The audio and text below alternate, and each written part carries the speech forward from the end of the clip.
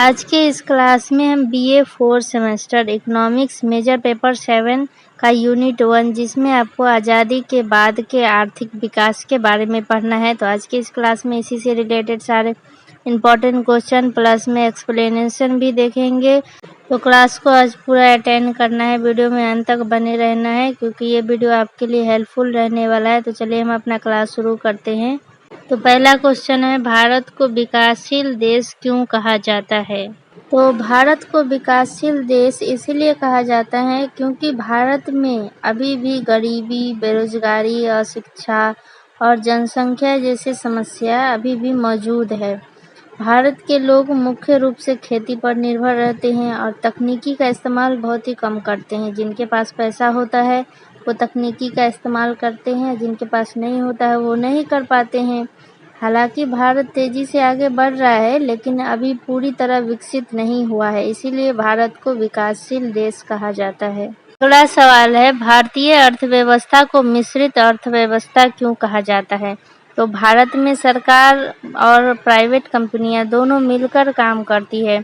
सरकार स्कूल, अस्पताल, रेलवे जैसी सेवाएं देती है, वहीं दूसरी तरफ प्राइवेट कंपनियां मोबाइल, कपड़े और गाड़ियां बनाती हैं। सरकार और प्राइवेट दोनों के मिलाकर चलने की व्यवस्था को ही कहते हैं मिश्रित अर्थव्यवस्था। अगला सवाल है, स्वतंत्रता के बाद भारतीय अर्थव्यवस्था की क्या विशेषताएं थी? जब भारत आज़ाद हुआ था तब अर्थव्यवस्था बहुत ही कमज़ोर था। इसमें आपको 4 पॉइंट याद रखना है। पहला है, भारत के लोग अधिकतर खेती पर निर्भर थे। दूसरा, उद्योग और फैक्ट्री बहुत कम थे। और तीसरा, भारत का शिक्षा और स्वास्थ्य की हालत भी बहुत ज़्यादा खराब था। और चौथा पॉइंट है, देश में गरीबी और बेरोजगारी बहुत ज़्यादा था। इसीलिए आज़ादी के बाद की अर्थव्यवस्था असंतुलित और पिछड़ी हुई मानी जाती है। अर्थव्यवस्था को सुधारने के लिए सरकार को योजना बनाना पड़ा। अगला सवाल है, जनसंख्या और गरीबी का असर अर्थव्यवस्था पर कैसे पड़ा? तो जनसंख्या ज़्यादा होने से नौकरी और संसाधन कम पड़ने लगा। गरीब लोग ठीक से पढ़ नहीं पाते थे, काम नहीं कर पाते थे, जिससे उनकी कमाई कम होती है। इसका असर पूरे देश की प्रगति पर पड़ा है। इसलिए जनसंख्या और गरीबी दोनों भारत की अर्थव्यवस्था के लिए बड़ी चुनौती है। अगला सवाल है, स्वतंत्रता के समय भारत की आर्थिक स्थिति कैसी थी?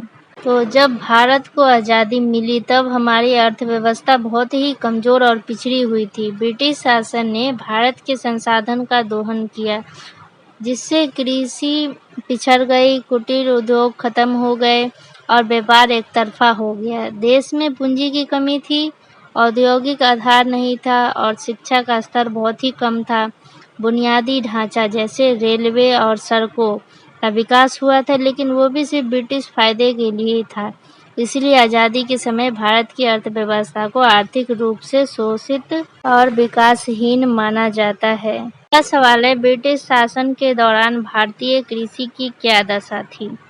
तो ब्रिटिश शासन के द्वारा भारतीय कृषि की क्या दशा थी? तो कृषि पर अत्यधिक जनसंख्या निर्भर थी, लेकिन तकनीक बहुत ही पिछड़ी हुई थी। सिंचाई की सुविधा कम थी, न खाद था, न बीज की व्यवस्था थी, न किसान कर्ज में डूबे रहते थे। और ब्रिटिश सरकार ने जमींदारी प्रथा लागू की, जिससे किसान शोषण का शिकार हुआ। खेती सिर्फ नकदी फसलों पर आधारित हो गए, जैसे नील, कपास, अफीम, जो अंग्रेजों के व्यापार के लिए थी। इससे अनाज की कमी और अकाल जैसी समस्या बढ़ गई। तो एक एग्जाम्पल के साथ हम समझते हैं। हुआ क्या था कि अंग्रेजों ने किसानों से भारी लगान वसूला और नकदी फसलें उगाने को मजबूर किया। किसान के पास न तो सिंचाई था, न खाद था और न मशीन, और न ही उतना कमाई था। तो ये सब की वजह से क्या हुआ कि किसान कर्जा में डूबते रहे। इसलिए ब्रिटिश राज्य में कृषि क्षेत्र बहुत ही दुखी और पिछड़ा हुआ था। अगला सवाल है, स्वतंत्रता के समय उद्योग और व्यापार की क्या स्थिति थी? तो हुआ क्या, भारत में बड़े उद्योग नहीं थे। अंग्रेजों ने अपने फायदे के लिए केवल कच्चा माल लिया और तैयार माल वापस भारत में ही बेचता था। भारतीय कुटीर उद्योग खत्म हो चुके थे। देश का व्यापार पूरी तरह अंग्रेजों के हाथ में था। तो बस ये हुआ था उस टाइम में। तो अब हम अगला क्वेश्चन देखते हैं। अगला सवाल है, उपनिवेशवाद का भारतीय अर्थव्यवस्था पर क्या असर पड़ा?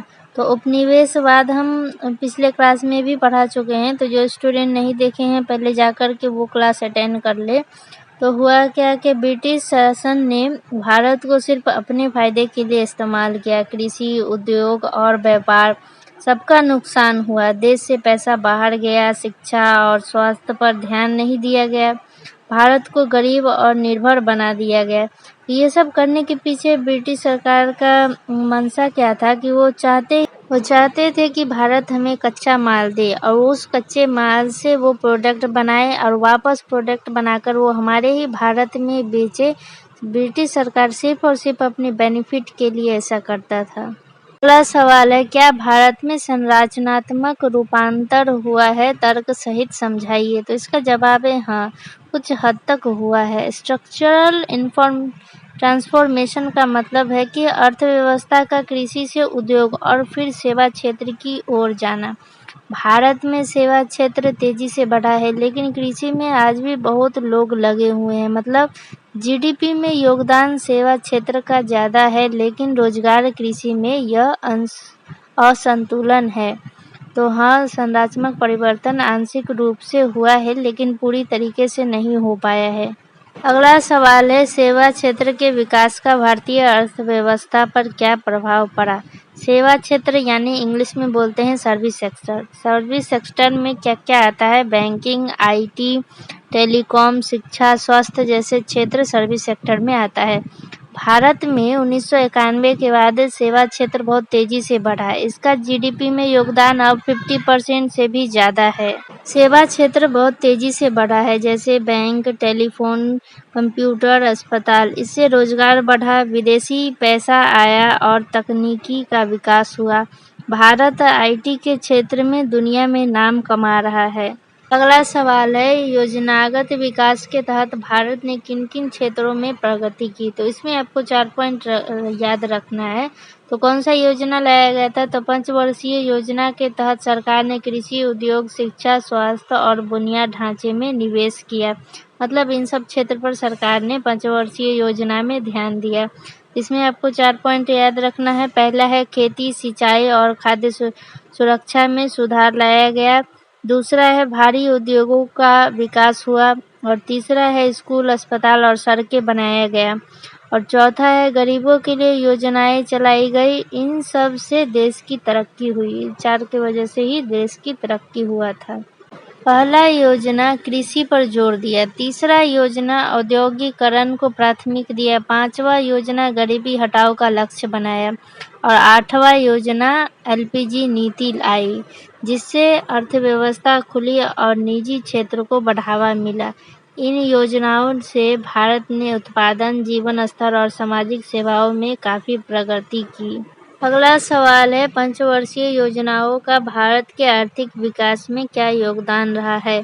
तो पंचवर्षीय योजना ने देश की दिशा को तय किया। हर 5 साल पर सरकार ने योजना बनाई। तो किन किन चीज़ों पर योजना बना? खेती, शिक्षा, उद्योग और स्वास्थ्य में योजना बनाई। इनसे उत्पाद बढ़ा, लोगों की जिंदगी सुधरा और विकास का रास्ता तय हुआ।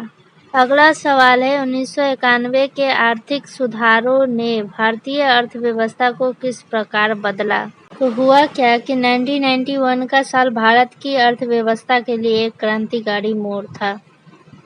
1991 में भारत ने एलपीजी नीति लाई। इसके तहत क्या हुआ कि लाइसेंस हटाया गया, सरकारी कंपनियां बेची गई और विदेशी कंपनियों को आने दिया गया। इससे व्यापार बढ़ा, नौकरी के मौके आए और भारत की अर्थव्यवस्था दुनिया से जुड़ गई। तो ये सब हुआ था। और पिछले क्लास में हम लिबरलाइजेशन, प्राइवेटाइजेशन और ग्लोबलाइजेशन के बारे में हम पढ़ चुके हैं, तो पिछला क्लास जरूर अटेंड करिएगा। अगला सवाल है, उदारीकरण, निजीकरण और वैश्वीकरण के प्रमुख प्रभाव क्या हैं? तो 1991 में भारत में एक बड़ा बदलाव आया है, जिसे कहते हैं एलपीजी रिफॉर्म। एलपीजी यानी इसका फुल फॉर्म है liberalisation, privatisation and globalisation.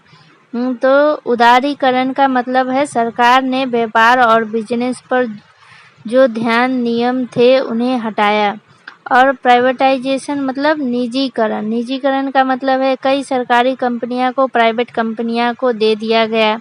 Globalisation मतलब वैश्वीकरण। इसका मतलब है कि भारत में अर्थव्यवस्था दुनिया से जुड़ गई और अब विदेशी कंपनियां भारत में आई। ये जो एलपीजी रिफॉर्म लाया गया तो इससे फ़ायदा क्या होगा कि विदेशी निवेश बढ़ा, कंपनियां बड़ी हुई, नए जॉब बने, टेक्नोलॉजी और कंप्यूटर सेक्टर बहुत आगे बढ़ा। हालांकि कुछ नुकसान भी हुआ, जैसे कि अमीर और गरीब में फ़र्क बढ़ा, खेती और छोटे उद्योग पर असर पड़ा। अगला सवाल है 1991 के बाद भारत के औद्योगिक क्षेत्र में क्या बदलाव आए। तो 1991 के बाद भारत में उद्योगों में बहुत बदलाव हुआ। पहले हर उद्योग पर सरकार की मंजूरी लेना पड़ता था, अब नहीं। अब कोई भी प्राइवेट कंपनी आसानी से बिजनेस शुरू कर सकती है। विदेशी कंपनियां आई, जैसे मोबाइल, कार, टीवी बनाने वाली कंपनियां। मेट्रो सिटी में बहुत से बड़े-बड़े उद्योग खुले। आईटी और टेक्नोलॉजी इंडस्ट्री में बूम आ गया। तो कुल मिलाकर 1991 के बाद इंडस्ट्री ज़्यादा तेज खुले और प्रतिस्पर्धा बन गए, मतलब कॉम्पिटिटिव बन गए। अगला सवाल है स्वतंत्रता के बाद भारत के आर्थिक विकास के मुख्य लक्ष्य क्या थे। तो जब भारत आज़ाद हुआ तब देश में बहुत ज़्यादा गरीबी था, बेरोजगारी, अशिक्षा जैसे बहुत सारे समस्या थे। इसीलिए आर्थिक विकास के लिए 5 लक्ष्य बनाए गए। तो पहला लक्ष्य था गरीबी हटाना, दूसरा था रोजगार बढ़ाना और तीसरा था हर राज्य का समान विकास करना, चौथा खाद्य सुरक्षा और कृषि सुधार करना, पांचवा था शिक्षा, स्वास्थ्य और बुनियादी सुविधा देना। इन लक्ष्यों को पूरा करने के लिए भारत ने 5 वर्षीय योजना लाया गया और कई सरकारी योजना शुरू किया गया ताकि इन 5 लक्ष्य को पूरा किया जाए। अगला सवाल है भारत को आर्थिक विकास में किन बाधाओं का सामना करना पड़ा। तो भारत में आर्थिक विकास करना आसान नहीं रहा, कई बाधाएं आए। पहला बाधा था बढ़ती जनसंख्या। जनसंख्या बढ़ेगा तो जाहिर सी बात है कि संसाधन कम पड़ेगा ही। और दूसरा था गरीबी और बेरोजगारी, लोगों की क्रय शक्ति कम। और तीसरा था अशिक्षा और स्वास्थ्य सेवाओं की कमी। चौथा था भ्रष्टाचार और धीमी सरकारी प्रक्रिया। पांचवा था बुनियादी ढांचे की कमी, जैसे कि सड़कें, बिजली, पानी। और इन कारणों से भारत की विकास की रफ्तार धीमी होती रही, लेकिन फिर भी हमने काफ़ी तरक्की की। अगला सवाल है योजना आयोग और नीति आयोग की भूमिका क्या रही है। तो योजना आयोग 1950 में बना था। इसका काम था कि 5 वर्षीय योजना बनाना, यह तय करना कि किस राज्य में कितना पैसा लगेगा।